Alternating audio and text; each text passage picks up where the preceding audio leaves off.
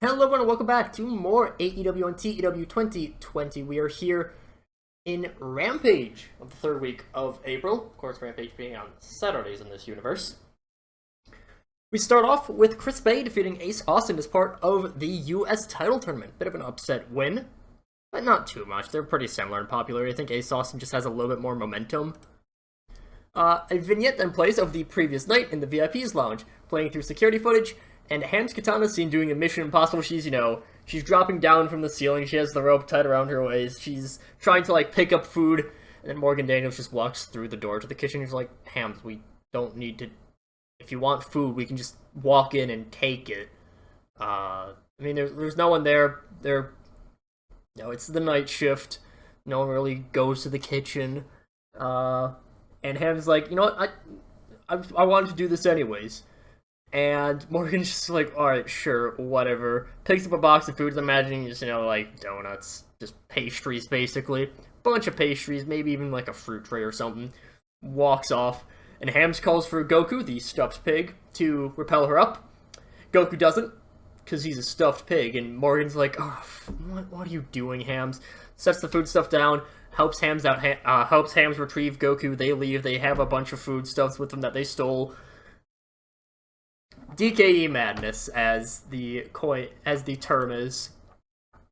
After this, Utami Hayashishita defeats Queen Lupa. Queen Lupa, she was about to have a feud with Nyla Rose. Nyla Rose was going to be retiring. So basically my plan for that was I was going to have Lupa win that program and then just not mention Nyla Rose, at all. Nyla retired earlier than I thought she would.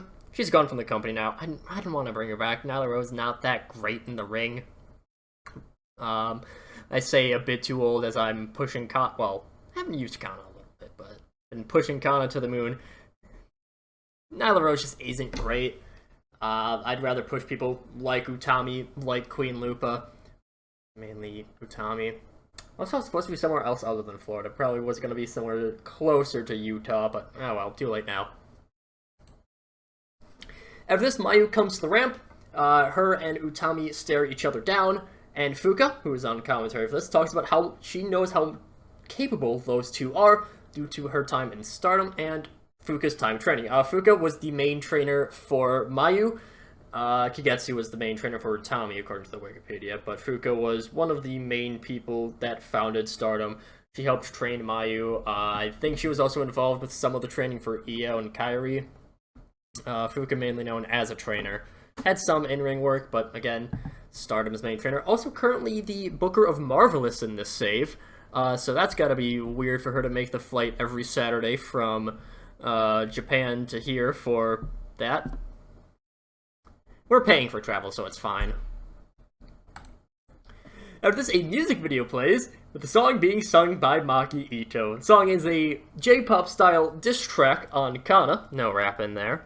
Talking about how Kana's old and no longer relevant in pro wrestling and how royalties passe, and the most important thing of all, how Kana's nowhere nearly as cute as Maki Ito. It plays through the whole song. It's a completely unique song. I imagine this would probably go up on, the AEW Spotify even. Abaddon also has a verse in there. It's just zombie mumbling. I'm kind of thinking of this team when they would team up, they would be called Zombieland Saga, because I did enjoy that anime. Abaddon's basically Tai Takemi. Not Tai Takemi. Utakemi? I think it's Utakemi. Tai Takemi is the person in Persona 5. But Abaddon is basically the one zombie character that is still very much a zombie.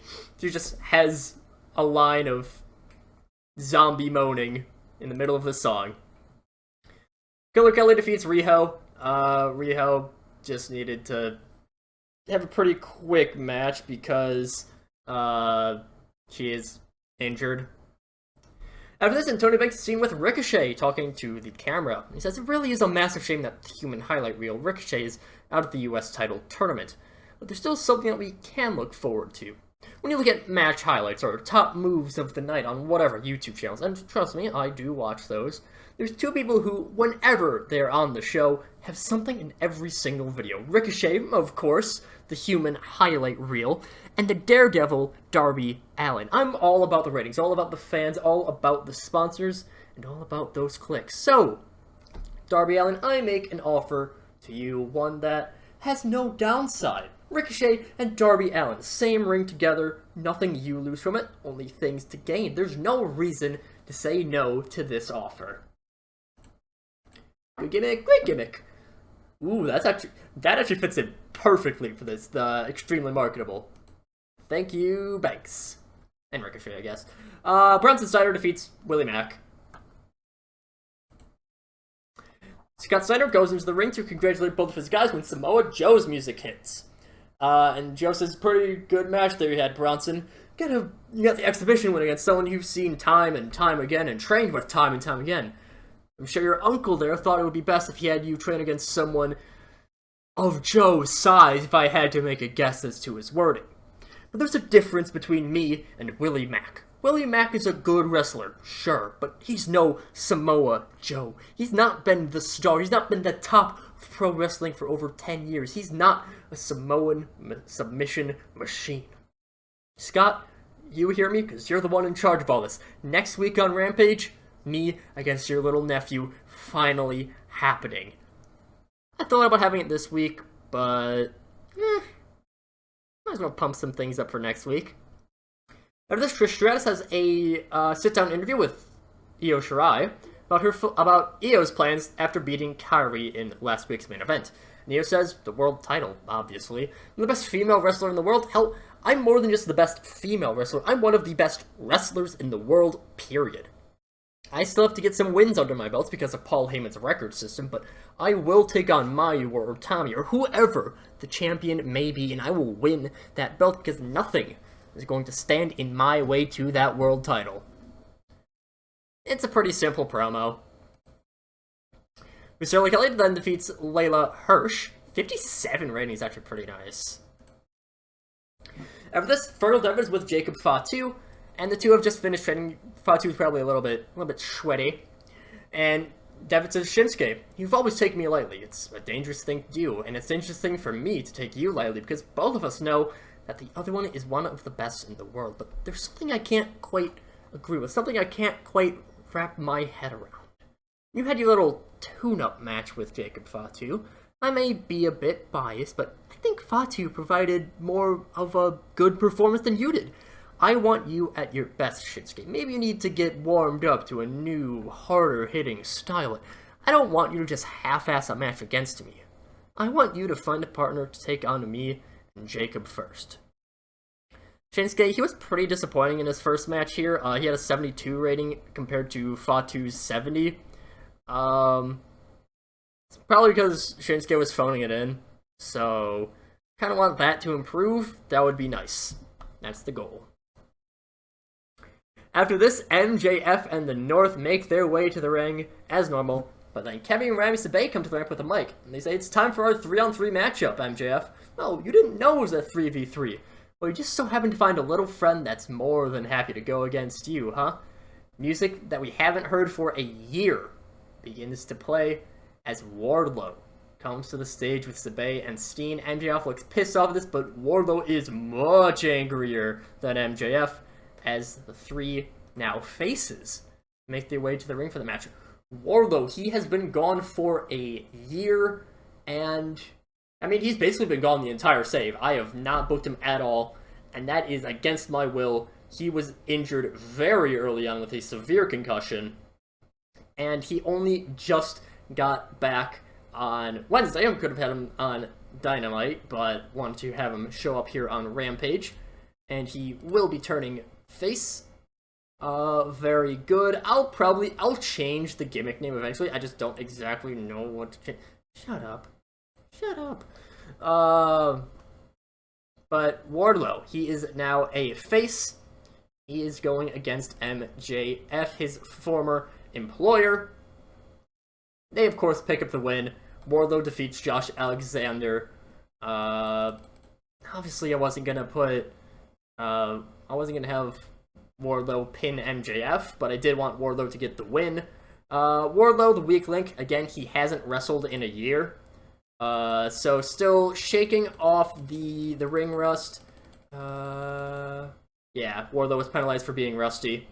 I probably could have done something like a limited involvement, but honestly, this is a really good match.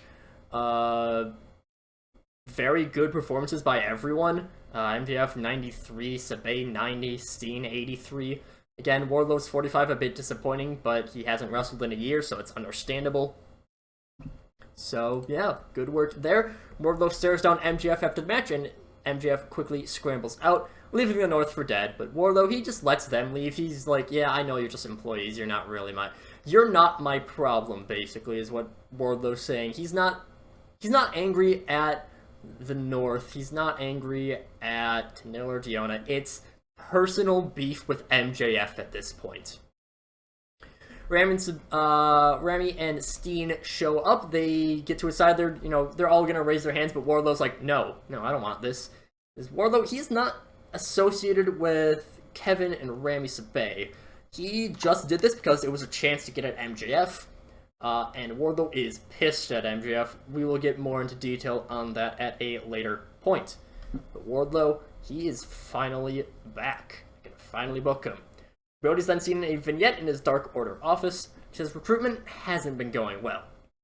Turns out everyone else in the Dark Order was just useless. So I need to do things myself, and one of the best ways to do that is to make sure people know me, make sure they know the head honcho.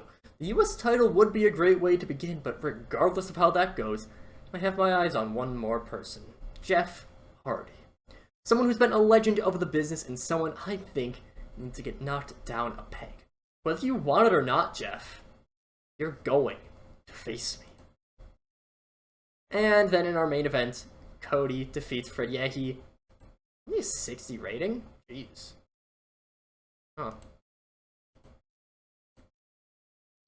70 rating, a bit disappointing, but also, again, Rampage is going to be more disappointing overall.